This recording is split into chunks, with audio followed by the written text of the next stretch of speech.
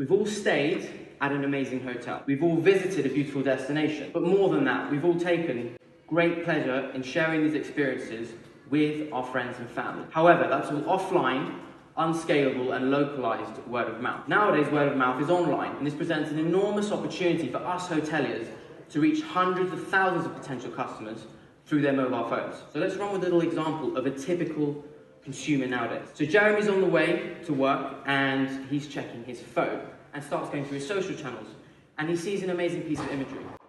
He then gets on the tube or whatever, he goes off back to the hotel, and he's, back to work, and that's it. He's back to his usual routine, he forgets about it. The next day, the same thing happens again. And then perhaps the next day, the same thing happens again. And in the evening, over dinner with his wife, they're planning their next holiday. And he's thinking to himself, so, well, where should we go the next time we want to go away? And the first thing he thinks about is recalling that positive experience, that wow first impression that he had when he was looking at that content. And this prompts him to explore further. He goes back to his social pages the next morning, and perhaps this time he clicks through to the website, and the user journey then started. So the wow first impression doubles the likelihood of a booking actually being made. Well, over 2/3 of the time that's spent on the booking journey are in the dreaming and the planning phase. So this is where we need to capture customers. 48% of users on Instagram also use the app to help choose their holidays. Now let's look at the planning stage. We're constantly seeing tips and recommendations from these people online, and the planning phase now has started even earlier. And over 50% of bookers will not commit until they've read reviews. And in fact, Instagram geolocation is the new TripAdvisor for reviews, and influencer content now forms part of that review process.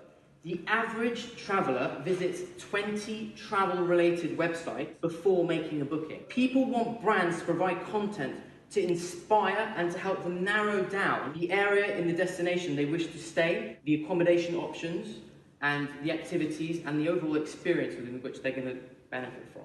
Consumers now are more spontaneous than they've ever been before. And over 1/3 of us will make a trip, even if we weren't planning it, purely because we've seen it through mobile and through social. So up to 80% of last-minute bookings now are made on mobile. But overall, there's a strong growth trend throughout all major markets.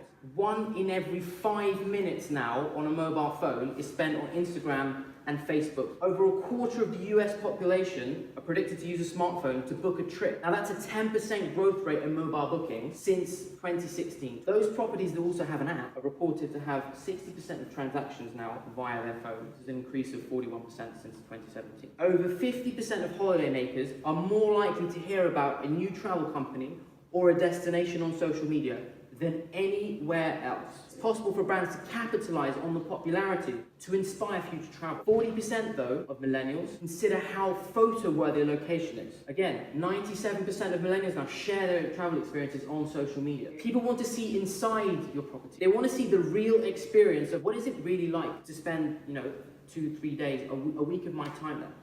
But in terms of planning holidays, whilst Instagram is only 23%, it's still, in terms of inspiration, dreaming and planning phases, going back to the beginning of the user journey, the most important. Travelers also expect a more informed and collaborative travel experience now. Give a good first impression, because you never know who else is going to hear about it.